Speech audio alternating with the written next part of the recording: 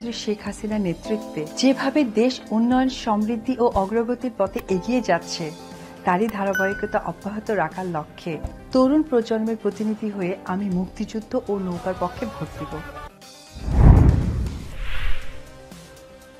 জনপ্রিয় চিত্রনায়িকা অপু বিশ্বাস জাতীয় সংসদের সংরক্ষিত নারী আসনের মনোনয়ন ফরম কিনেছেন।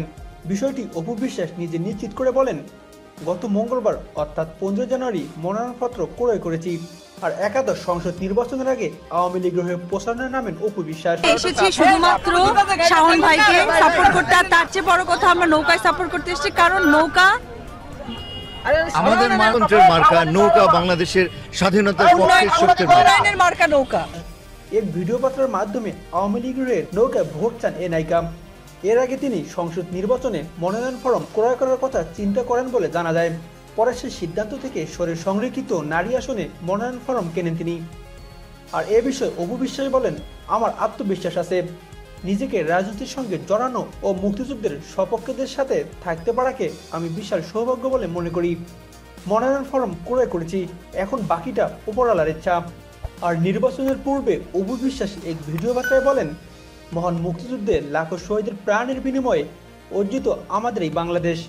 জাতির জনক বঙ্গবন্ধু শেখ মুজিবুর রহমান সোনার বাংলা গড়ার যে স্বপ্ন দেখিয়েছিলেন, সেই ধারাবাহিকতায় তার কন্যা প্রধানমন্ত্রী শেখ হাসিনার নেতৃত্বে যেভাবে দেশ উন্নয়ন, সমৃদ্ধ ও অগ্রগতির পথে এগিয়ে যাচ্ছে, তার ওই ধারাবাহিকতায় অব্যাহত রাখার লক্ষ্যে বিজয়ের এই মাসে তরুণ প্রজন্মের প্রতিনিধি হয়ে আমি মুক্তিযুদ্ধ ও নৌকার পক্ষে ভোট দেব।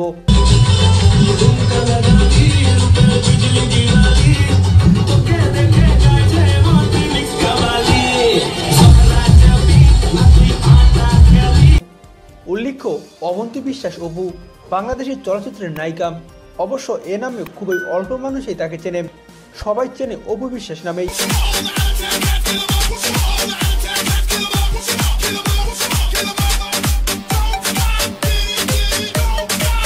2004 সালে আমজাদ হোসেন পরিচালিত কাল সকালে চলচ্চিত্রের মাধ্যমে চলচ্চিত্র অঙ্গনে আবির্ভাব হলেও পরিচিতি পান শাকিব খানের বিপরীতে কোটি টাকার কাবিন ছবিতে অভিনয় করে।